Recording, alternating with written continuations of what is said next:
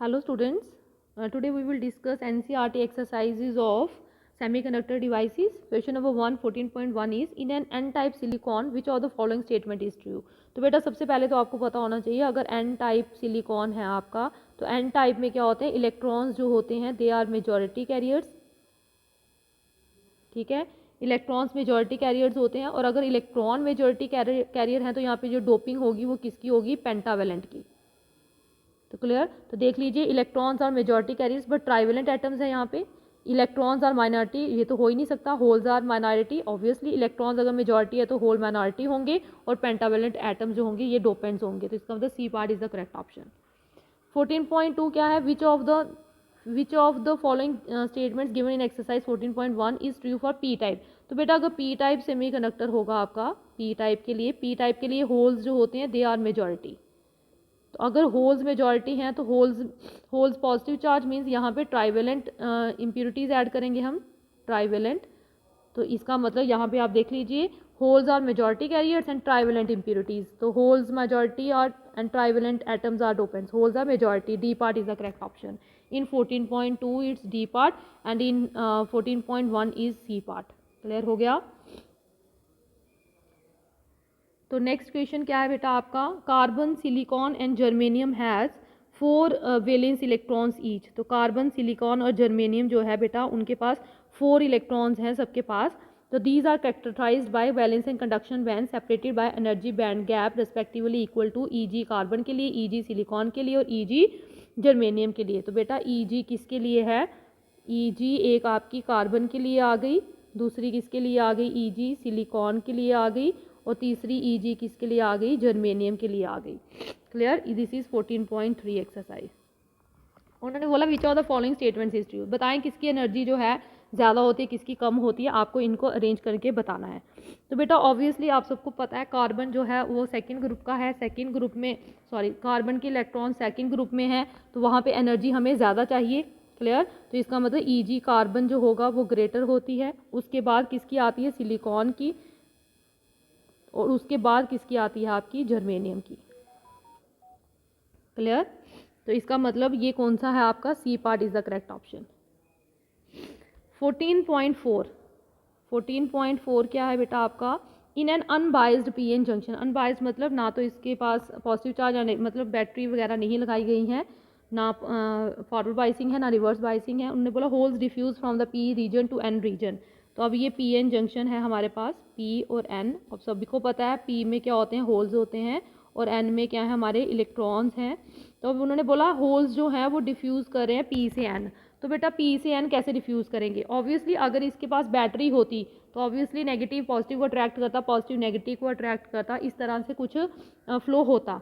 But यहाँ पे कोई बैटरी नहीं है, होल्स खुद ब खुद क्या कर रहे हैं, पी से एन में जा रहे हैं. तो वो एक ही तरह से जा सकते हैं अगर यहाँ पे होल की कंसनट्रेशन क्या हो, ज़्यादा हो. तो अगर होल की कंसनट्रेशन ज़्यादा होगी तो ऑब्वियसली हाई कंसनट्रेशन से लो कंसनट्रेशन पे खुद ही मूवमेंट स्टार्ट हो जाती है. जिसका मतलब होल की कंसनट्रेशन जो है इन पी रीजन वो ज़्यादा है as compare to N region. That's why holes from P region diffuse into N region. तो उन्होंने बोला free electrons in the N region attract them. No attraction नहीं होगी. They move across the junction by potential difference. हमने potential लगाया ही नहीं है, पोटेंशियल डिफरेंस है ही नहीं, तो कैसे मूव करेंगे. तो उन्होंने बोला hole concentration in P region is more as compare to N region. तो this is the correct option कि होल कंसनट्रेशन जो होती है पी रीजन में ज़्यादा होती है as comparison to N region. That's why holes diffuse from P region to N region. Next 14.5 क्या है बेटा, when a forward bias is apply to P N junction. तो बेटा जब आप फॉरवर्ड बायस लगाते हैं, ये पी है ये एन है, फॉरवर्ड पॉजिटिव को पॉजिटिव के साथ और नेगेटिव को नेगेटिव के साथ जब आप कनेक्ट करते हैं तो उसको हम फॉरवर्ड बायस बोलते हैं. ठीक है, तो ये होल्स हैं यहाँ पे और यहाँ पे क्या है, इलेक्ट्रॉन्स. तो ऑब्वियसली पॉजिटिव ये होल्स इनको अट्रैक्ट करेगा, तो बेटा ये होल्स को क्या करेगा, रिपेल करेगा. पॉजिटिव को होल्स इधर चले जाएंगे और इलेक्ट्रॉन्स को ये रिपेल करेगा, ये इधर चले जाएंगे. तो जब ये दोनों अपोजिट डायरेक्शन में मूव करेंगे तो ये जो हमारी डिप्लीशन रीजन होगी ये क्या हो जाएगी, थिन हो जाएगी. क्लियर हो गया. तो इसका मतलब पोटेंशियल बैरियर जो होगा, ये जो पोटेंशियल बैरियर बनता है हमारा ये कम हो जाता है. क्लियर हो गया. तो जब आप फॉरवर्ड बायस अप्लाई करते हैं it lowers the value of potential barrier. तो इसका मतलब lowers the value mean C part is the correct option. ठीक है। पोटेंशियल बैरियर जो होता है वो अपोजेस द अप्लाइड वोल्टेज, इसलिए potential barrier across the junction gets reduced. तो इसका मतलब रेजिज नहीं होगा, reduces the majority carrier current नहीं होगा, तो obviously it's correct option is C part. Clear. Last question क्या है बेटा 14.6 इन हाफ वेव रेक्टिफिकेशन। अब आपका हाफ वेव रेक्टिफिकेशन हो रही है, उन्होंने बोला what is the output frequency if the input frequency is 50 hertz.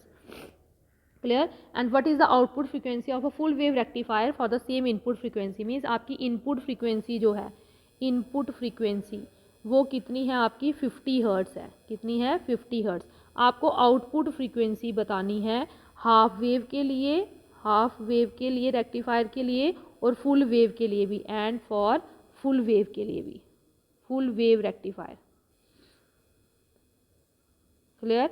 तो बेटा आप सबको पता है हाफ वेव रेक्टिफायर जो होता है उसकी आउटपुट फ्रीक्वेंसी इनपुट फ्रीक्वेंसी की क्या होती है, बराबर होती है। क्या होती है, बराबर। क्योंकि आप सबने देखा है, अगर आप ध्यान से देखें तो इनपुट, अगर मैं इनपुट की बात करूं तो ये इस तरह से वेव होती है हमारी। क्लियर। तो अगर मैं एक टाइम पीरियड की बात करूं तो एक टाइम पीरियड यहाँ से यहाँ तक ही होता है, this is the time period T. ठीक है। अगर मैं आउटपुट की बात करूं अब हाफ वेव की, हाफ वेव की, तो बेटा हाफ वेव में क्या होता है, एक वेव बनती है दूसरी नहीं बनती है, ये कौन यहाँ तक आएगी फिर दोबारा बनेगी फिर ये नहीं बनेगी। क्लियर हो गया। तो इसमें भी टाइम पीरियड जो है वो ये टी ही है। क्लियर हो गया। तो इसका मतलब टाइम पीरियड सेम है तो फ्रीक्वेंसी भी क्या रहेगी, सेम रहेगी। तो इसका मतलब आउटपुट फ्रीक्वेंसी जो होगी फॉर हाफ वेव वो क्या हो जाएगी, output frequency for half wave वो सेम होती है। हाफ वेव के लिए 50 हर्ट्ज ही रहेगी एज इनपुट फ्रीक्वेंसी। बट बेटा अगर हम फुल वेव की बात करें, किसकी बात करें, अब फुल वेव रेक्टिफायर की बात करें, उसकी आउटपुट कैसे होती है, उसकी ये इसकी इसमें भी होता है, इसमें भी होता है, इसमें भी होता है, इसमें भी होता है। अगर मैं वन टाइम पीरियड की बात करूँ उस केस में वन टाइम पीरियड ये होता है। क्लियर। तो इसमें क्या है, इसमें ये जो बन रही हैं ये दो बन रही हैं, ट्वाइस हो रहा है। क्या हो रही है, एक टाइम पीरियड ये, एक टाइम पीरियड ये। ठीक है। तो अगर टाइम पीरियड ठीक है, तो फुल वेव रेक्टिफायर में जो आउटपुट फ्रीक्वेंसी होती है वो ट्वाइस होती है इनपुट फ्रीक्वेंसी। एक ही टाइम पीरियड में दो बार ऑसिलेट हो रहा है ये, समझ आ गया। तो ये दो बन रही हैं, यहाँ पे एक ही बन रही थी। क्लियर हो गया। तो ये इसका मतलब ये जो आउटपुट फ्रीक्वेंसी होगी for full wave rectifier, output frequency for full wave rectifier वो क्या हो जाती है, ट्वाइस हो जाती है। क्या हो जाती है, 2 टाइम्स हो जाती है इनपुट फ्रीक्वेंसी के। तो अगर ट्वाइस हो जाती है तो 2 इंटू इनपुट फ्रीक्वेंसी कितनी है 50, तो वो कितनी हो जाएगी 100 हर्ट्ज। क्लियर हो गया। तो full wave for half wave rectifier output frequency same रहती है। ठीक है, सेम है। यहाँ पे भी एक ये है, यहाँ पे भी एक है। क्लियर। यहाँ पे कितनी है, 2 हैं, तो ट्वाइस हो गई। क्लियर। तो जितनी यहाँ पे बनेगी हाफ वेव में उसकी डबल बनती है फुल वेव में, तो ऑब्वियसली फ्रीक्वेंसी क्या हो जाएगी, डबल हो जाएगी। क्लियर हो गया। तो 2 इंटू 50 मीन्स 100 हर्ट्ज।